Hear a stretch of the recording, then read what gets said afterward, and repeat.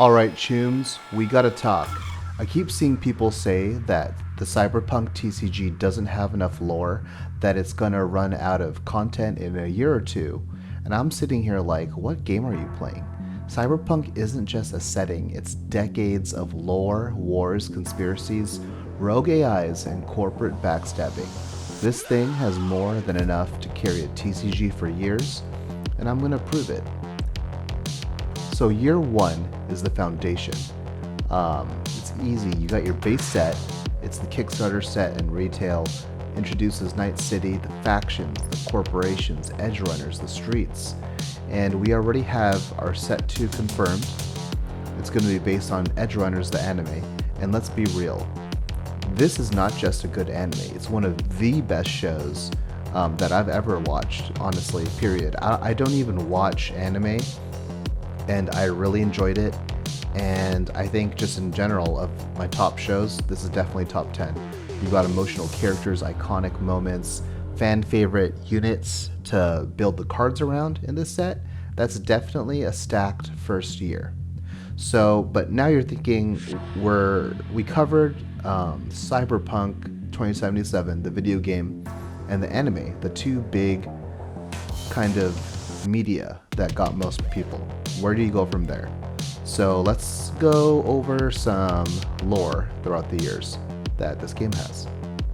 So a big cool thing, you could actually read lore about this inside the game in different documents you see around the world in 2077. This is the Orbital Wars. Orbital Wars. Did I say lores? So this is year 2. This is where it gets insane. So if we are splitting this into 2 sets a year, which I suggest, it's just enough to where we're not drowning in content, and it's frequent enough to where the game feels refreshing. So the Orbital Wars is one of the most important conflicts in cyberpunk lore, and it's barely tapped in most media. What is the Orbital War, you're asking? Well, this is a massive conflict between Earth-based corporations and governments versus the orbital colonies, space stations, lunar factions. These weren't just random outposts. They were independent power hubs controlling satellite weapons, manufacturing, trade routes, and high ground orbital superiority. Basically, whoever controls orbit controls Earth.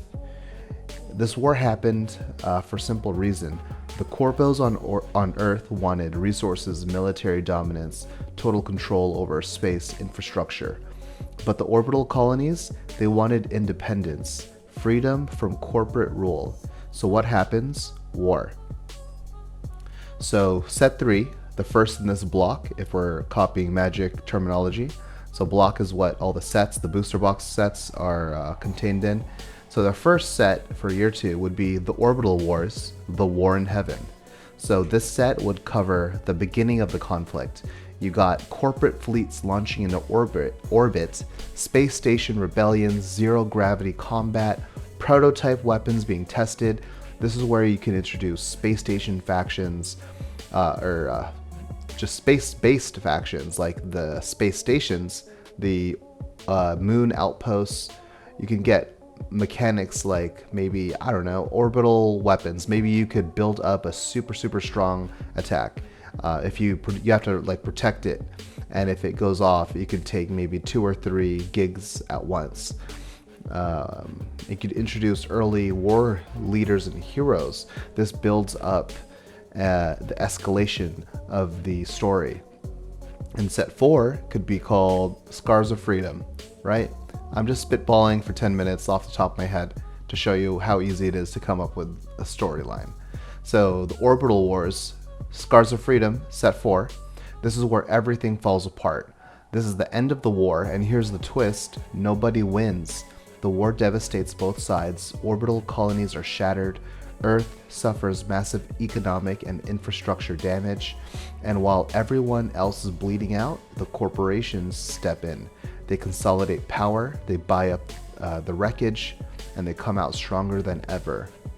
So this can be like a darker set, full of destruction, fallout, betrayal, and in the end, corporate takeover. This is where cyberpunk becomes cyberpunk. So where do we go from here? We can go to year 3. Year 3, and this can be called the Black Wall arc. So this is where things go from sci-fi to straight up horror.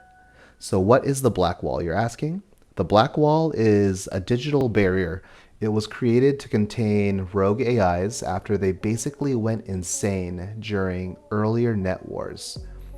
Beyond the Black Wall, you've got wild, uncontrolled artificial intelligences or digital entities that have evolved beyond human understanding.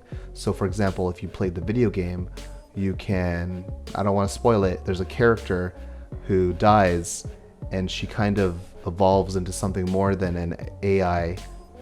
It's something, right? And it's just crazy, and she lives beyond the Black Wall. So in Cyberpunk lore, these AIs are basically treated like demons, and that's what they call it. But they're not literal demons, but they're close enough. They're unpredictable, dangerous, capable of crossing into the real world through the net if they're able to escape past the Black Wall. So set 5, we could call this demonic incursions. So the AI, they're getting out. This set's all about the rogue AIs breaching the Black Wall, corrupting systems, possessing tech, just causing chaos in the physical world. We could introduce demon type cards, right? Corruption mechanics. Maybe you can corrupt if someone has some kind of AI or robot card. You can corrupt it, take it over. You could hack it to make it feel dangerous and unstable. Maybe by taking it over, you can make it stronger, but unstable. It could damage you instead. This set would feel completely different. It's more chaotic, just unpredictable. I think that would be a very cool thematic set. Alright, so set 6 in this block, we can call that Beyond the Veil. So now we go even deeper. Instead of defending, we're pushing back past the Black Wall. This set could be about entering the digital unknown, fighting these entities on their turf, discovering why the breaches are happening, and maybe something or someone is letting them out. This set can expand on the lore hard and set up future arcs or blocks. So, year 4, the Corpo Wars, building up to the war. If this game survives this long, we could go big. What are the Corpo Wars, you ask, and why is this the 5th? So the Corpo Wars, also known as the Corporate Wars, are a massive global conflict between megalo corporations. We've already seen a couple of these in Arasaka, Militech. There's other smaller corpos, and they're all fighting pretty much for power, territory, and influence. These wars shape the entire Cyberpunk world, and now we're building toward the next one. So set 7 can be called Cold Steel. So tensions are rising between Nusa, which is the new United States of America backed by Militech, and Japan, which is backed by Arasaka. But it's not open war yet. So this is kind of like a espionage, assassination, data theft, covert ops. Think like spy mechanics, hidden units, ambush style gameplay. This is the calm before the storm. Just going off the top of my head, you could do similar things like ninjutsu from Magic the Gathering. You could attack with a weak enemy and switch it with a stronger one if it's not blocked for some reason or killed. We could do some kind of morph thing where you could play cards face down, so they're kind of hidden from your opponent's knowledge. Just things like that. It's like secret spy tech, right? And then we go to set 8, Endgame. So this is where it all explodes. Nusa can discover some kind of new tech, rumored to be powered by something from beyond the Black Wall. So we're trying to tie all these stories together, right? Our last block was about the Black Wall.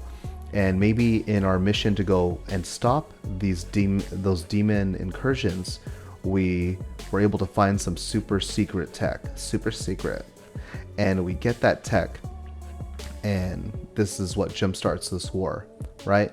So now we got this giant war going on. It's Militech who's backing Nusa, Arasaka who's backing Japan, and we're going full scale battles. So these can be like massive battles, high stakes, end game level storytelling. This would be one of the most hypest sets imaginable for CD Projekt Red and WeirdCo. And CD Projekt Red has great storytelling. I'm sure they can whip something badass up. And maybe the card mechanics, we could introduce like armies, like, right? So it's a full-on war. So armies that get counters. I'm thinking the army mechanic for Magic. Sorry, I play a lot of Magic, so I'm just stealing ideas from them. But we could make it our own, right? Yeah, we could maybe combine cards to kind of do a party mechanic from Final Fantasy TCG, where you could combine 2 cards to attack together, and maybe you could take, instead of taking 2, it would take 3 gigs. So yeah, so these are just some cool ideas for sets, right? All right.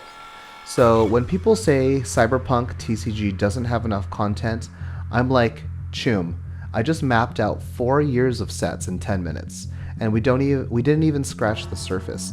The IP has wars, politics, horror, street level stories, high level global conflict. This game absolutely has legs. The only question is, how far are you willing to take it? Anyway, that's it today, guys. If you like what you listen to, go ahead and hit like and subscribe. Helps the channel out a lot. We also have a Facebook group where you can discuss cards, maybe the future of the game, maybe discuss this video or expand on it. What are other ideas you think the game can go to in the future? Alright, I'll see you later, chooms. Peace.